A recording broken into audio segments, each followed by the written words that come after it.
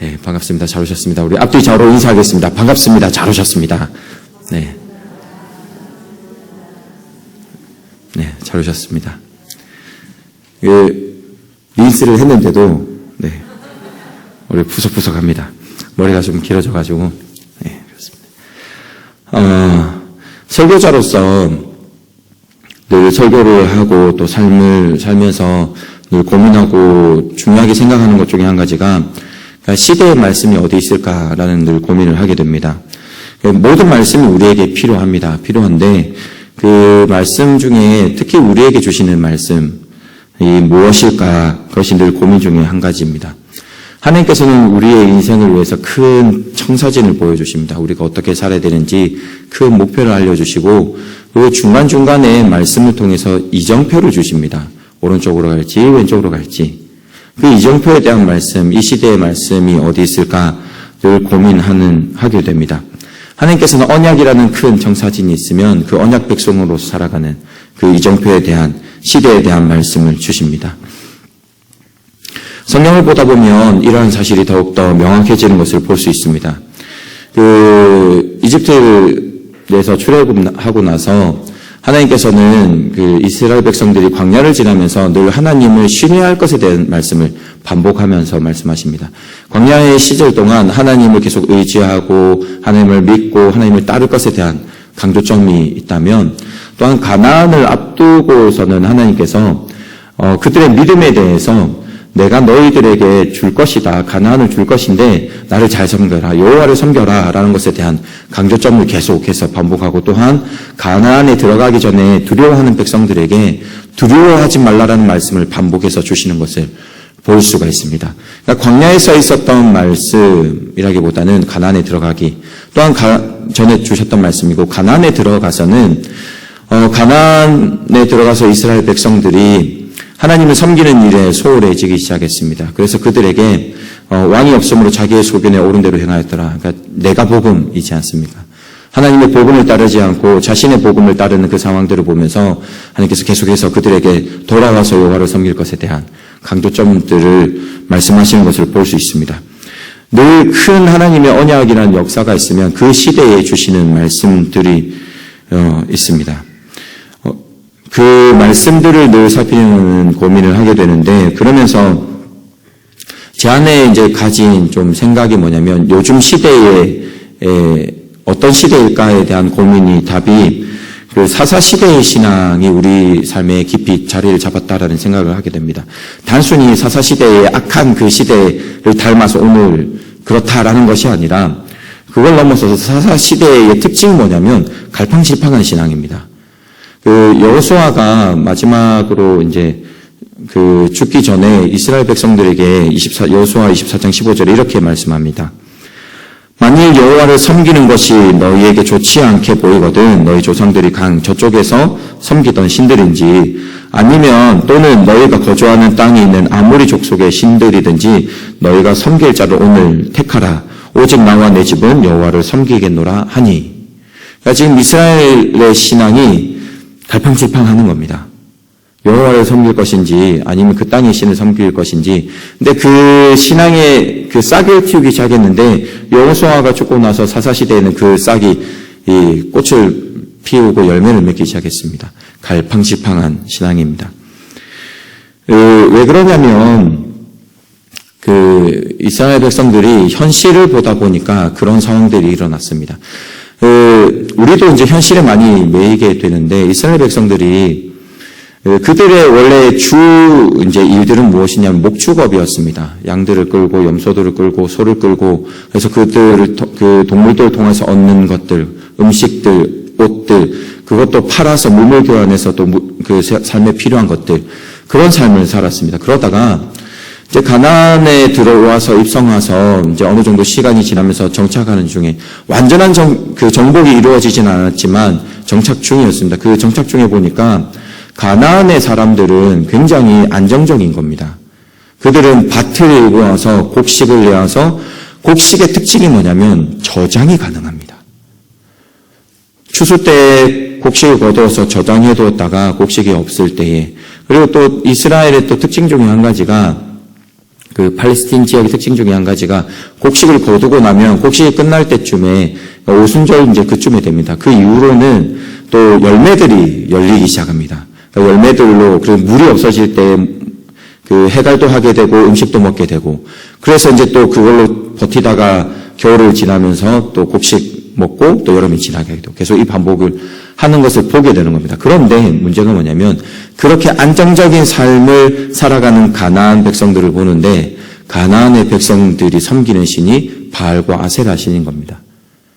비를 내리고 땅을 주관한다는 그 신들에서 지내는 가나안 사람들의 삶이 굉장히 안정적인 겁니다. 그러니까 이 현실이 흔들리는 겁니다. 자신들도 현실에서 잘 살고자 하는 마음은 지금도 누구나 가진 것이 않습니까?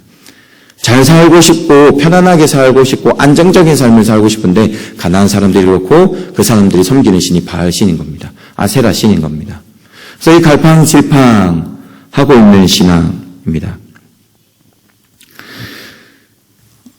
우리의 삶이 좀 그렇다라는 생각을 하게 됩니다.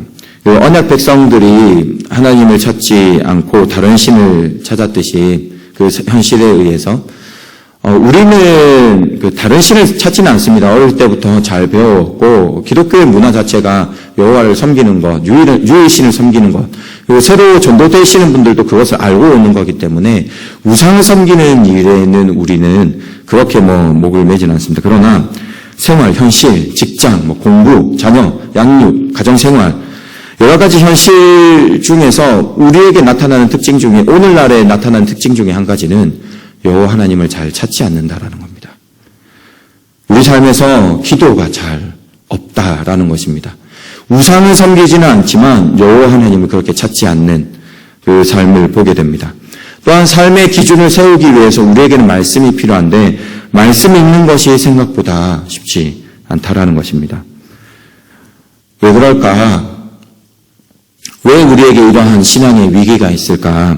첫 번째로는 우리의 삶에 부족함이 없기 때문에 그렇습니다. 다윗이 이런 고백을 했습니다. 여호와는 나의 목자시니 내게 부족함이 없으리로다. 다윗은 이때 굉장히 결핍 상황 속에 있었습니다. 부족한 상황 속에 있었습니다. 그런데 그렇게 부족함에도 불구하고 여호와 하나님께서 계시니 내 삶이 충만하다는 겁니다. 여호와 하나님께서 계시니 내 삶이 괜찮다는 겁니다. 현실은 그렇지 않아도 그 속에서 하나님을 찾으니 여호와가 계시니 괜찮다라는 고백입니다. 꽉 채워졌다는 겁니다. 그런데 문제는 우리에게는 그런 결핍이 없습니다. 여호와가 계시지 않아도 우리의 삶에는 충만합니다. 너무 많이 가졌습니다. 오늘 삼손에 대한 이야기를 삼손이 등장하는 본문을 읽기 시작했는데 삼손이 그랬습니다. 삼손이 살아가는 시기는 여호수아가 정복은 했지만 아직 정착을 완전히 하지 못한 엎치락 뒤치락하는 이 시대에서 블레셋의 통치를 받고 있는 시기였습니다. 그런데 삼손이 이때 태어났는데 삼손의 능력이 너무나도 출중했습니다. 한 나라가 삼손이 한 사람 때문에 어떻게 할 수 없는 그 진짜 어마어마한 능력을 가진 사람이 삼손입니다. 삼손은 그렇게 결핍이 없는 능력이 출중한 그러한 존재였습니다. 한날은 삼손이 블레셋 여인을 아내로 이제 맞이하게 되고 잔치를 그들의 문화 안에서 그러니까 사람들을 초청해서 일주일 동안 잔치를 벌이게 되는데 그 사람들한테 퀴즈를 한 가지 냅니다. 일주일 동안 내가 퀴즈를 낼 것인데 맞추면 이제 배옷이랑 겉옷 각각 30벌씩 60벌을 내가 주고 못 맞추면 너희가 내게 주라. 이제 도박을 시작한 겁니다. 이렇게 제안을 했는데 시간이 지나도 맞추지 못하자 그 블레셋 사람들이 그의 동족이었던 그러니까 결혼하게 되는 삼손의 아내였던 그 여인을 협박하기 시작했습니다. 너가 남편들 삼손으로부터 답을 알아내지 못하면 그래서 알려주지 않으면 너희 아버지 집과 너를 불태울 것이다. 부지를 것이다라는 협박을 하게 됩니다. 그래서 이 이제 여인이 삼손에게 울고 불고 이러면서 결국엔 그 답을 얻어내서 알려주고 블레셋 사람들이 그 퀴즈를 맞추게 됩니다. 삼손이 그 근원이 자신의 그 아내들 사람으로부터 이루어졌다는 것을 알게 되었습니다. 근데 이렇게나 저렇게나 이제 내기에서 이 도박에서 지게 되었기 때문에 이제 옷 60벌을 줘야 됩니다. 근데 참 능력이 출중했습니다. 어떻게 할까? 빚이 어마어마하게 늘어난 건데 그렇지 않았습니다. 아스글론에 내려가서 사람들을 때려 죽이고 그 사람들에게서의 노략을 해서 가져와서 그걸 모아서 그 사람들에게 나누어 주었습니다. 지금 뭔가 필요하면 그냥 가서 사람들 때려서 잡아가지고 그냥 노략해서 주면 되는 그런 능력을 누구도 그를 뭐라 할 수 없는 그런 사람이었습니다. 그 과정 중에 뭐 성경에는 정확하게 나와 있지는 않지만 그 장인어른이 딸을 지키려고 했던 것인지 이제 삼손이 굉장히 지금 무서운 행동을 하지 않았습니까? 그래서 딸을 삼손의 친구에게 주어버립니다. 다시 그 일이 끝나고 장인에게 아내를 찾으러 갔는데 너희 친구한테 주었다라고 얘기하고 그 상황이 무서워서 그랬는지는 알 수 없지만 둘째 딸이 있으니까 그걸 데려가라라고 했는데 그게 마음에 들지 않았던 것입니다. 그래서 이제 그 삼손이 화가 나서 이제 여우 300마리를 잡아서 이것도 굉장하지 않습니까? 여러분 여우가 뭐 한 100마리만 있어도 그중에 우리가 한 몇 마리를 잡을 수 있겠습니까? 한 10마리 잡을 수 있을까요? 300마리를 잡아가지고 꼬리 묶고 거기에 해를 다고 붙여가지고 밭이고 포도원이고 그 감람나무며 다 불태워버렸습니다. 이 일에 대해서 이제 사람들이 오게 되는데 그 블레셋 사람들이 잡으러 오게 되는데 그 사람들도 다 때려 죽입니다. 그리고 이제 그 바위 틈에 서서 숨어 있다가 결국에는 이제 포로로 돼서 그 결박당해서 잡혀가는데 그 잡혀가서도 우리가 잘 알고 있는 나귀 턱뼈를 가지고 블레셋 사람들 1000명을 때려 죽이는 일을 보게 됩니다. 삼손은 능력에 있어서는 결핍이 없습니다. 부족함이 없습니다. 어마어마한 대단한 능력의 사람이었습니다. 정말로 나라가 감당할 수 없는 정말 자기 멋대로 사는 그러한 사람이 삼손이었습니다. 결혼하고 싶으면 이방 여인과 결혼하고 도박을 해서 갚은 물건이 없으면 사람들 때려서 갚고 사람을 취해서 주고 자기 분노에 나라가 소동할 만큼 사고를 치고 그러한 삼손이었습니다. 그래서 그에게 문제가 무엇이었냐면 하나님이 없었습니다. 삼손이 나귀 턱뼈를 블레셋 사람을 죽이고 심히 갈증을 나게 되는데 그때서야 하나님한테 겨우 내가 목말라 죽이게 됐습니다. 블레셋 사람들한테 저를 이렇게 내어 죽이겠습니까? 그렇게 하나님을 찾는 하나님은 그러한 수준으로 생각하는 삼손이었습니다. 제가 지금 이제 청년대학부를 보면서 예전에 그 담당하면서 보고 이제 신앙생활을 보고 담당하면서 느끼는 것 중에 한 가지가 예전에 이제 한 목사님하고 얘기했던, 대화했던 것들이 좀 생각이 떠올랐습니다. 오늘 본문의 시작도 사실 그때의 대화, 고민으로부터 시작되었는데, 그때 좀 부자 동네에서 사역을 했었습니다. 교회에서 좀 잘 사는 동네였었는데, 교회가 있는 곳이 잘 사는 동네였는데, 그때 전도사 강도사 때였습니다. 한 고등학생이 그 당시에 아이패드 1, 그러니까 그 패드 있지 않습니까? 그 전자기기가 막 나왔을 때에서 이제 넘버 2, 시리즈 2가 나왔을 때 그 사이였었는데, 강도사들도 이제 돈을 이렇게 저렇게 모아가지고 이제 막 사서 학교에서 그걸 사용해서 노트북은 무거우니까 그걸 사서 사용하고 또 사역할 때도 사용하고 그렇게 했었는데, 그 고등학생이 그 시리즈 넘버 1, 넘버 2 다 가지고 있는 겁니다. 전도사님들 중에는 넘버 2를 가지기 위해서 가지고 있던 시리즈 1을 중고로 팔아가지고 그 판 금액을 가지고 또한 할부로 해서 나머지 이제 그 태블릿이 고가다 보니까 그 할부에서 그것을 메꾸면서 그렇게 사서 더 좋은 기기를 가지고 뭐 그렇게 했었는데, 이 고등학생인데도 불구하고 넘버 1, 넘버 2를 다 가지고 있는 겁니다. 그리고 그때 당시에 혹시 지금은 조금 사라졌는데 DSLR 카메라 혹시 기억하십니까? 이렇게 큰 카메라 있지 않습니까? 고가의 카메라고 몇백만 원 하는 카메라인데 그 고등학생이 그거 카메라도 가지고 있는 겁니다. 취미로 이제 사진을 찍는다고. 그래서 그 모습을 보면서 그 담당이던 목사님하고 이제 그런 이야기를 했습니다. 이 아이들에게는 부족함이 없다라는 겁니다. 뭐 사고 싶으면 부모님한테 얘기하면 부모님들도 뭐 크게 걱정하지 않고 사줄 수 있는 이제 수준의 사람들이고, 그러다 보니까 부족함이 없는 세대들이, 하나님을 찾지 않는 세대들이 나중에 어떤 신앙을 가질까 뭐 이런 얘기를 했습니다. 그리고 저도 거기에 대해서 좀 곰곰이 생각을 많이 했습니다. 이 아이들하고 나중에 사역을 진행해 갈 텐데 하나님을 찾는 그 경험들, 결핍 속에서 하나님을 간구하는 삶이 없었던 그 삶 속에서 이 아이들과 같이 사역해 갈 때 어떠한 또한 교회의 형태가 될까 그런 고민들이 있었습니다.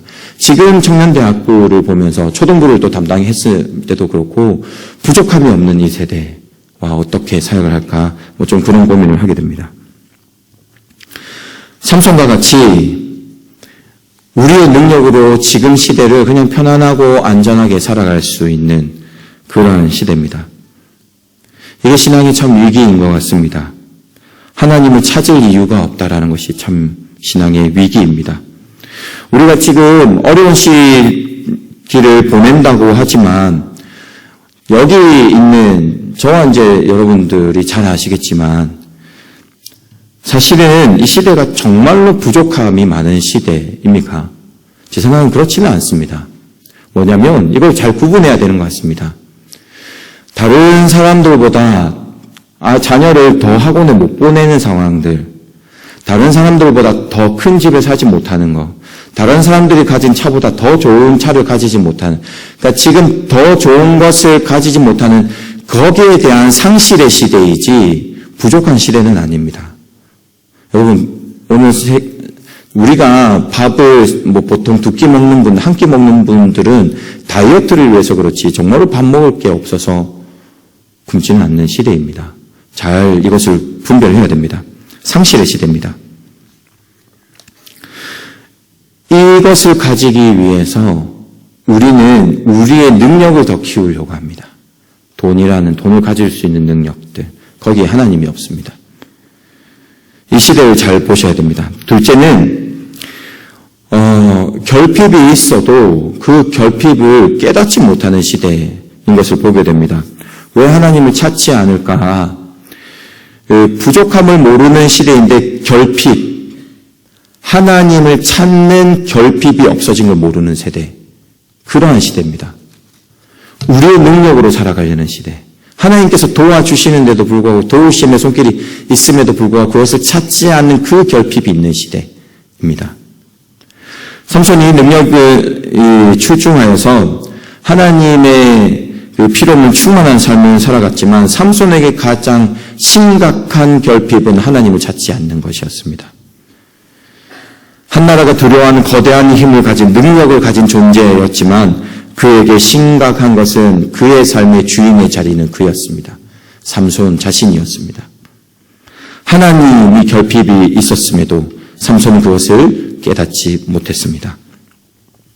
나실인으로 구별되었고 부모로부터 하나님에 대해서 듣고 자랐음에도 불구하고 나실인의 중요함을 깨닫지 못했습니다. 시체에 손을 대고 이방 여인과 결혼하고 술을 즐기고 그러한 삶을, 하나님이 없는 삶을 삼손은 살아갑니다. 하나님이 결핍되어 있습니다. 하나님을 갈망하는 결핍. 이 삼손에게는 없었는데 삼손이 그것을 깨닫지 못했습니다. 삶에 대한 이야기들을 이제 나누다 보면 그렇게 말씀하실 때가 있습니다. 하나님을 찾을 때 하나님을 힘들 때만 찾는다. 내 신앙이. 내 삶이 어려울 때만 하나님을 찾게 된다. 내 삶이 아플 때만 하나님을 찾게 된다. 그래서 내 신앙이 참 연약한 것 같다. 그런 말씀을 나누실 때가 종종 있습니다. 잘 하시는 겁니다. 그때라도 하나님 찾아야 됩니다. 하나님께 주신 은혜입니다.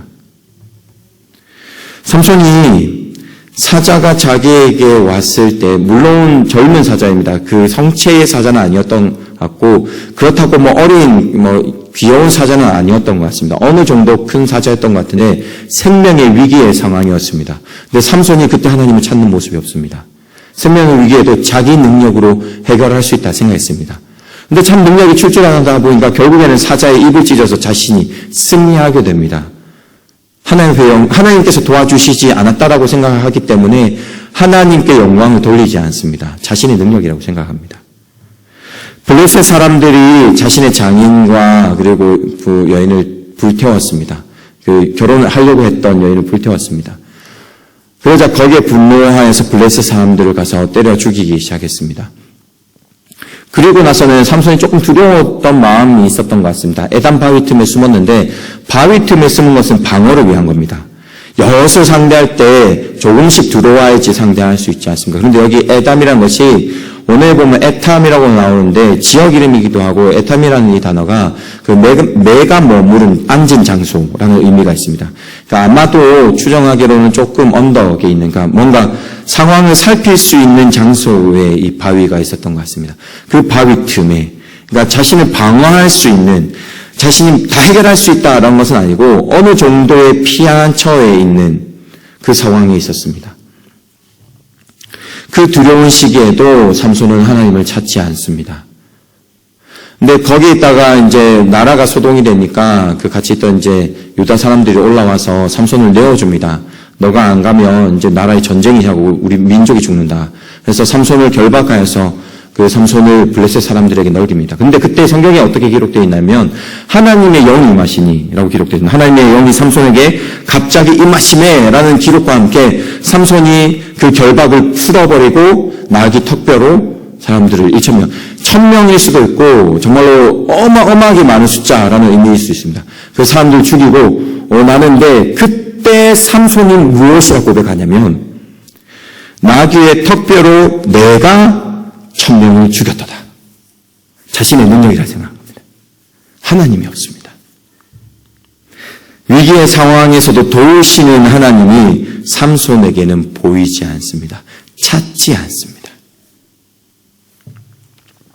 그저 자신이 해결했다고 하는 것입니다. 이런 상황을 보면서 우리가 깨달아야 하는 사실은 혹시 지금 우리의 삶에서 위기의 상황이시라면, 어려운 상황이시라면, 고통 중의 상황이시라면 어쩌면 하나님께서 하나님을 찾으시라는 하나님의 그 초청일 수 있다는 거. 하나님께서 나를 찾아라고, 내가 도움이라고, 내가 너의 의지라고, 내가 너의 반석이라고 우리를 초청하시는 그 메시지를 주시는 것일 수 있습니다. 내가 필요하지 않니? 하나님을 일하십시오. 하나님을 찾으십시오. 하나님 살아 역사하십니다. 오늘 말씀을 좀 정리하려고 하는데 오늘 기도할 때 우리의 심령을 잘 살피시면 좋겠습니다. 우리는 결핍하지 않는 풍부한 시대를 살아갑니다. 그래서 하나님을 찾지 않고 우리의 능력으로 시대를 살아가고 있습니다. 매일 기도하지 않는 모습을 볼 수 있습니다.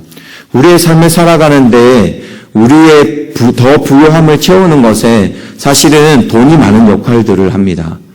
그래서 돈을 많이 찾을 방법들을 위해서 노력하고 그것을 위해서 열심히 살아갑니다. 그런데 성경은 결코 돈에 대해서 나쁘다라고 이야기하지 않습니다. 그것은 정말 오해입니다. 문제는 뭐냐면 하나님을 통해서 돈을 벌어야 되는 겁니다. 하나님을 통해서 돈의 필요를 채워가야 되는 것입니다. 그래야지 하나님께서 내 삶에 도움을 주셨습니다. 하나님께서 하신 일입니다. 하나님 감사합니다라고 내 삶에서 하나님에 대한 고백이 일어나는 겁니다. 내가 모은 것이 아니라 주님께서 주신 것입니다라는 고백이 내 삶에서 일어나는 것입니다. 그래서 감사가 일어나고 예배가 일어나고 하나님을 찾게 되는 것입니다. 내가 했다라고 하기 때문에 찾지 않는 것입니다. 그래서 우리는 외치는 것입니다. 하나님이 하셨습니다. 하나님이 도우셨습니다. 하나님께서 행하신 일입니다라는 것을 찾으면서 고백하는 것입니다. 오늘 말씀을 통해서 좀 이것을 꼭 기억하셨으면 좋겠다는 생각이 있습니다. 마음이 있습니다. 은혜입니다. 그 은혜가 무엇이냐면 하나님께서는 그럼에도 불구하고 늘 우리 곁에 계시다라는 사실입니다. 삶의 고통이 있을 때 우리에게 소망이 되는 것은 그럼에도 불구하고 하나님은 우리 곁에 계십니다. 우리를 떠나지 아니하시고 여전히 우리와 동행하십니다. 하나님은 살아계십니다. 믿으십니까? 그 살아계신 하나님이 우리와 동행하십니다. 우리가 하나님을 찾는 삶을 살든 하나님을 찾지 않는 삶을 살든 하나님 거기에 연연해하지 않으십니다. 그럼에도 불구하고 하나님은 늘 우리와 동행하십니다. 삼손은 굉장히 형편없는 삶을 살았습니다. 자신의 능력이 출중하다고 생각하고 하나님을 찾지 않았습니다. 그럼에도 불구하고 그가 위기 때 하나님을 찾았을 때 하나님은 그와 동행하시고 그에게 도움을 주셨습니다. 이게 은혜입니다. 하나님은 인생이 아니십니다. 우리는 가끔 그럴 때가 있습니다. 누군가 우리에게 조금만 서운하게 해도 마음이 상합니다. 안 봅니다.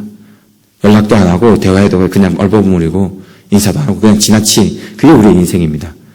하나님은 인생이 아니십니다. 하나님은 하나님이십니다. 하나님은 우리의 연약함을 이미 알고 계십니다. 우리가 찾지 않던 찾던 우리가 잘 살든 잘 살지 않던 하나님은 늘 우리와 동행해 계시고 우리 곁에 계십니다. 그게 은혜입니다. 그래서 찾을 때마다 우리에게 은혜 부어주시는 겁니다. 왜 그렇게 하실까? 우리를 사랑하시되 끝까지 사랑하셔서 그렇습니다. 그 증거가 예수 그리스도의 십자가입니다.